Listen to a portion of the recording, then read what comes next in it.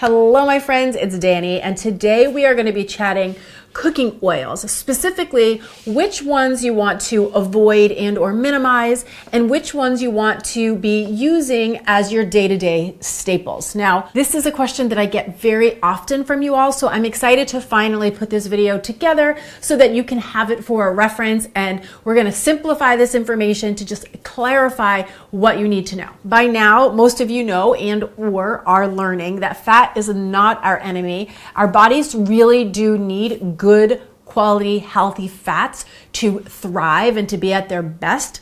But what does matter is the type of fat that you consume. Now, society has kind of conditioned us that unsaturated fats like vegetable and seed oils are the healthy fats and the ones that we want to be consuming, and that saturated fats like butter, ghee, and coconut oil are the unhealthy fats and the ones we want to be avoiding. But science is proving that this is not the truth, and it's actually quite the opposite.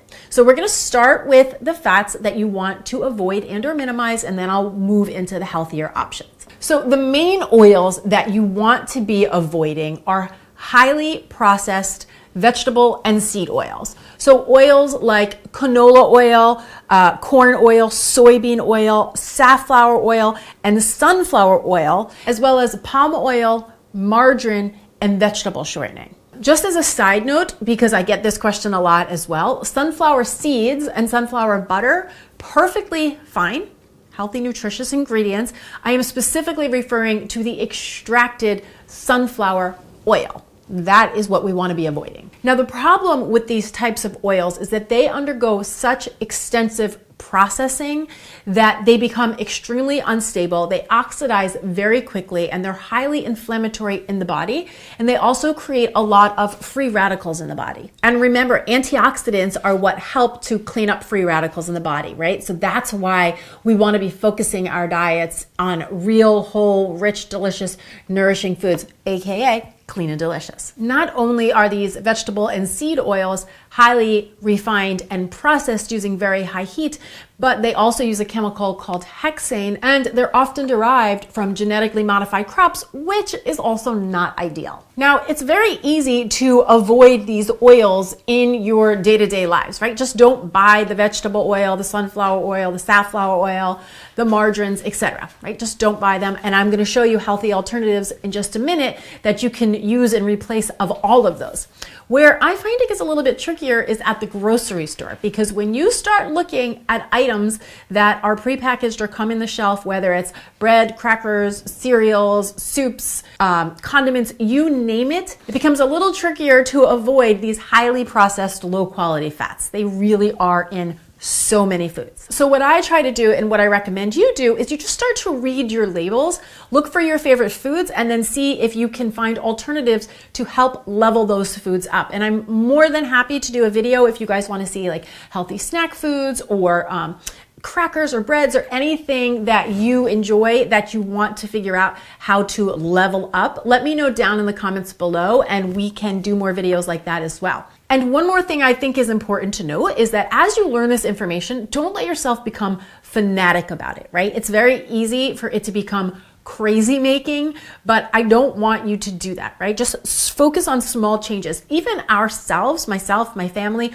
we all have food favorites that are not the cleanest foods, right? That have some of these lower quality oils in them, and that's okay. We buy them, we enjoy them, and I look for other areas to level up where I can. So you do the best you can where you can, and you let the rest be. Okay, so now that you know what to avoid, let's chat about the healthy oils that you want to have in your kitchen for your day-to-day staples.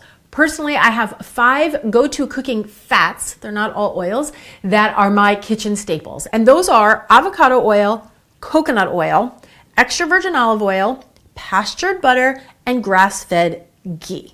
So let's break each one down. Okay, so the first one is avocado oil. Now, avocado oil is very high in heart-healthy monounsaturated fats, and it has one of the highest smoke points of all the cooking oils, coming in at 520 degrees Fahrenheit.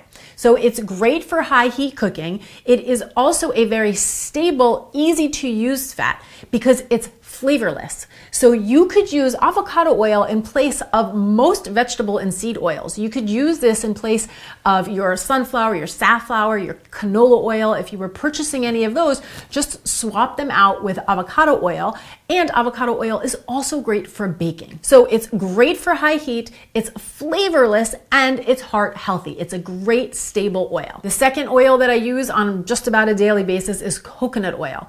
Coconut oil has gone through a lot of controversy over the last few years, but it is a very healthy, very stable oil, and it has a smoke point of 350 degrees Fahrenheit. It's one of the only food sources that provides lauric acid, and it's a great source of medium chain triglycerides, which are also known as MCTs, which are a type of saturated fatty acids that are jam-packed with health properties and medicinal qualities. When you are shopping for coconut oil, you want to look for unrefined, virgin, cold-pressed coconut oil. Coconut oil is great for baking. I use it in a lot of my recipes, and it can be subbed 1-for-1 for most oils and or butter in your recipes. I use it in so many of my baking recipes, as you all know. It's also great for sauteing. I love it with eggs in the morning. It's delightful over some fresh popped popcorn, and it is also lovely just spread on a piece of toast with a little pinch of sea salt. Number 3 on the list, it's a classic, extra virgin olive oil. Extra virgin olive oil is absolutely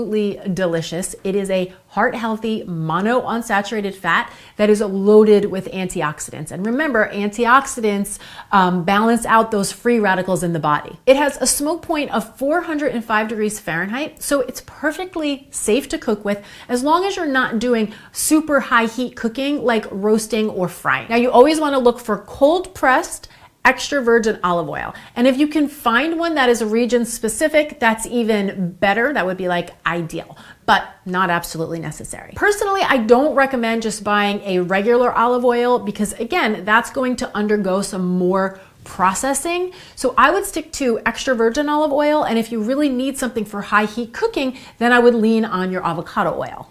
Number 4 on my list is a good grass-fed ghee. Now, ghee is essentially clarified butter. And all of that means is that it's butter, which has been simmered and strained to remove all of the milk solids and all of the water so that the final product contains a higher concentration of fat than regular butter. And it also has a higher smoke point of 485 degrees Fahrenheit. Now, ghee has a unique nutritional profile because it has no lactose and no casein. So it's great for people who can't do dairy, but it's rich in short chain and medium chain fatty acids. Now, when you're shopping for ghee, I recommend looking for organic grass-fed ghee because just like all dairy products, we want to get the highest quality that we can. This way we will avoid any of that GMO feed that you're going to find in a conventional dairy product. Ghee can be a fantastic alternative to butter for anybody who has allergies or is sensitive to dairy. And honestly, it tastes just like butter. And if you're a popcorn lover like we are,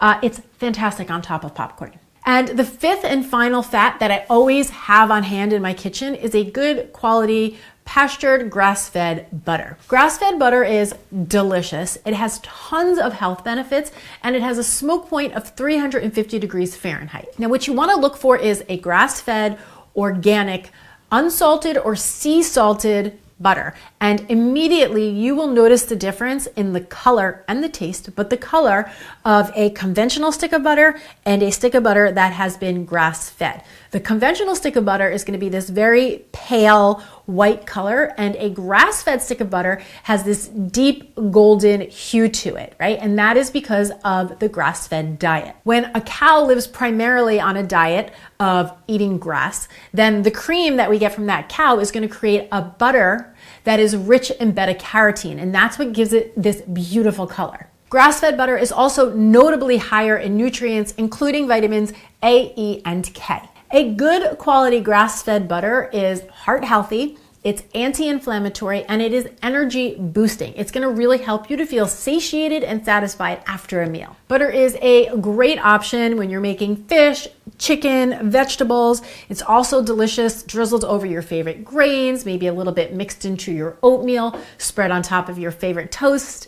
And of course, who doesn't love a little butter when they're baking? So those are the 5 healthy oils/fats that I keep in my kitchen and use as my day-to-day staples. Avocado oil, coconut oil, extra virgin olive oil, ghee, and butter. And then of course, if you wanted to experiment with more specialty oils like a walnut oil or a macadamia nut oil or a sesame oil, those are all lovely as well. I would call those like bonus oils. But these are my core 5 and the ones that I would recommend for every clean and delicious kitchen. So I hope this was helpful. And if you have any other specific video requests that you have, anything specific that you want to see, let me know. Come onto the comments below because I am listening. Thanks so much for watching. I'm Dani Spies, and I'll see you back here next time with some more clean and deliciousness. Cheers. And they're often, we're right there. And they're often derived. Keep it clean and delicious most of the time. And then when I have foods that, why am I so chatty? Let's chat about the healthy, boop, boom.